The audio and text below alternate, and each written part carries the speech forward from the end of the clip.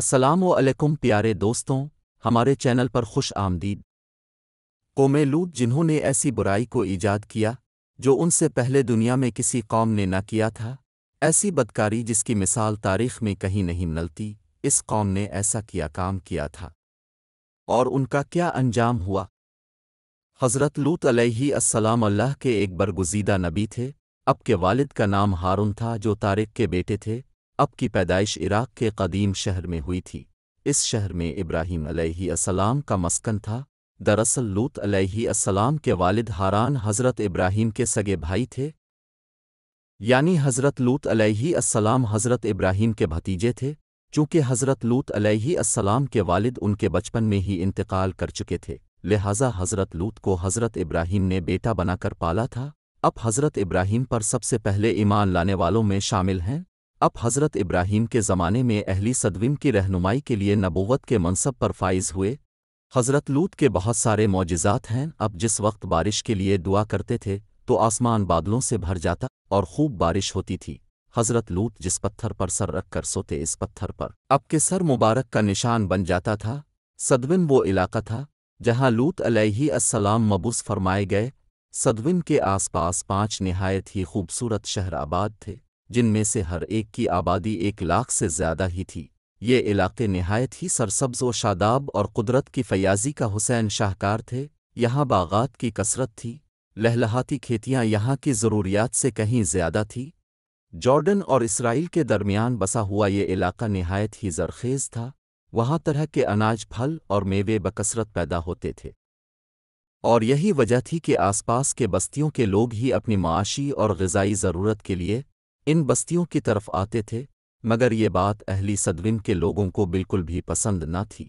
ان کے خیال میں ان کی بستیوں میں پیدا ہونے والے پھلوں، اناجوں اور سبزیوں پر صرف ان کا ہی حق تھا۔ وہ نہیں چاہتے تھے کہ دوسری بستیوں کے لوگ ان کے علاقے میں آئیں۔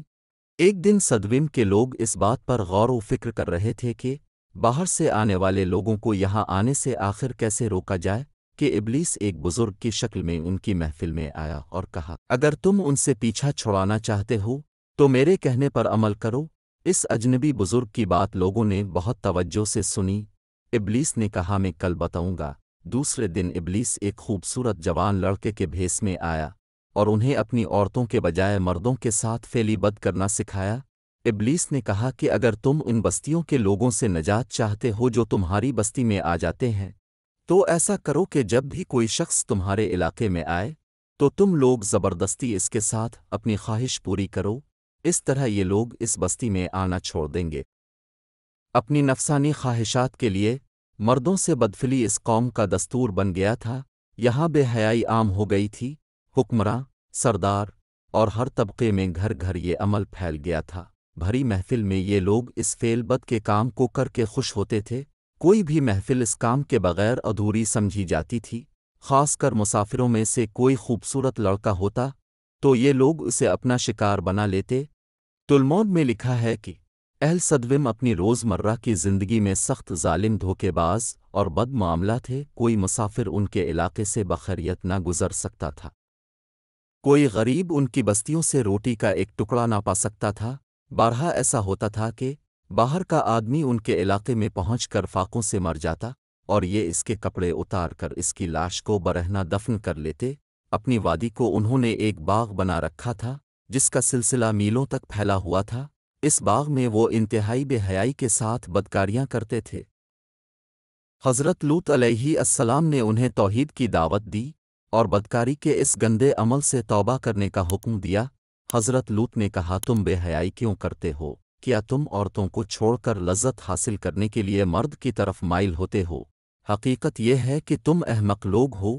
حضرت لوط اہلی صدوم کو دن رات واعظ و نصیحت کیا کرتے، لیکن قوم پر اس کا کوئی اثر نہ ہوا، بلکہ وہ بہت فخریہ انداز میں یہ کام کرتے تھے۔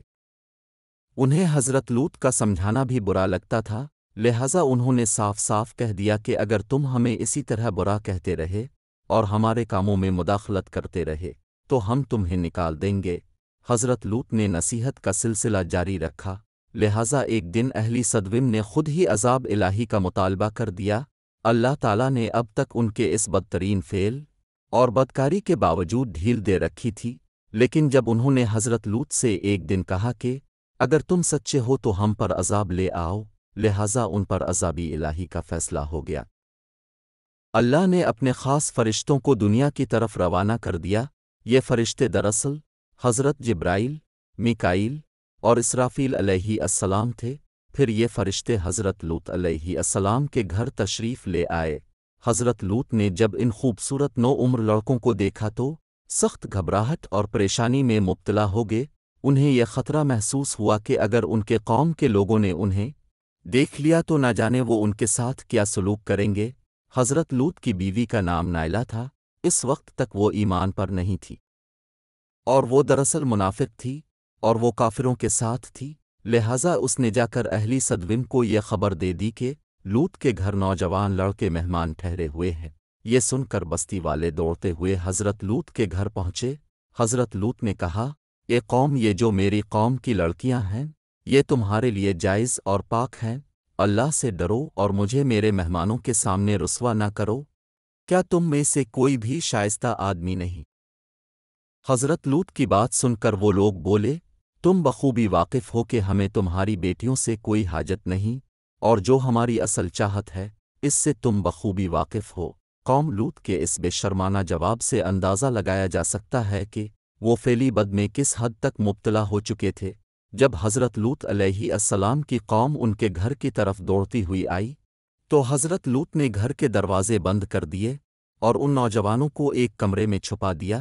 ان بدکار لوگوں نے اب کے گھر کا گھراؤ کیا ہوا تھا اور ان میں سے کچھ گھر کے دیوار پر بھی چڑھنے کی کوشش کر رہے تھے۔ حضرت لوط اپنے مہمانوں کی عزت کے خیال سے بہت زیادہ گھبرائے ہوئے تھے۔ فرشتے یہ سب منظر دیکھ رہے تھے۔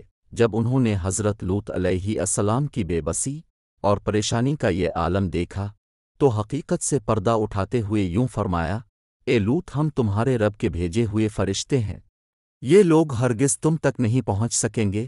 ابھی کچھ رات باقی ہے تو اپنے گھر والوں کو لے کر چل دو اور تم میں سے کوئی شخص پیچھے مڑ کر نہ دیکھے۔ اہلی صدوم حضرت لوط کے گھر کا دروازہ توڑنے پر بضد تھے، لہذا حضرت جبرائیل علیہ السلام نے گھر سے باہر نکل کر اپنے پر کا ایک کونا انہیں مارا، جس سے ان سب کی آنکھوں کے ڈھیلے باہر نکل آئے اور بصارت زائل ہو گئی۔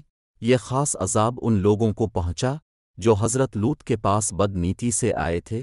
حضرت لوط علیہ السلام حقیقت جان کر مطمئن ہو گئے اور اپنے گھر والوں کے ساتھ رات ہی کو نکل کھڑے ہوئے۔ بیوی بھی ان کے ساتھ تھی، لیکن کچھ دور جا کر وہ واپس اپنے قوم کی طرف پلٹ گئی اور قوم کے ساتھ جہنم رسیدہ ہو گئی۔ صبح کا آغاز ہوا تو اللہ کے حکم سے حضرت جبرائیل نے بستی کو اپنے پر سے اکھاڑ دیا اور پھر اپنے بازو پر رکھ کر آسمان پر چڑھ گئے، یہاں تک کہ آسمان والوں نے بستی کے کتے کے بھونکنے اور مرغوں کے بولنے کی آوازیں سنی۔ پھر اس بستی کو زمین پر دے مارا، جس کے بعد ان پر پتھروں کی بارش ہوئی۔ ہر پتھر پر مرنے والوں کا نام لکھا ہوا تھا۔ جب یہ پتھر ان کو لگتے تو سر پاش پاش ہو جاتے۔ صبح سویرے شروع ہونے والا یہ عذاب اشراق تک پوری بستی کو نیست و نابود کر چکا تھا۔ قوم لوط کی ان خوبصورت بستیوں کو اللہ نے ایک انتہائی بدبودار اور سیاہ جھیل میں تبدیل کر دیا، جس کے پانی سے رہتی دنیا تک کوئی فائدہ نہیں اٹھایا جا سکتا۔ سمندر کے اس خاص حصے میں کوئی جاندار مچھلی، میڈک وغیرہ زندہ نہیں رہ سکتے، اس لیے اسے ڈیڈ سی یعنی بحری مردار کہا جاتا ہے، جو اسرائیل اور جارڈن کے درمیان واقع ہے۔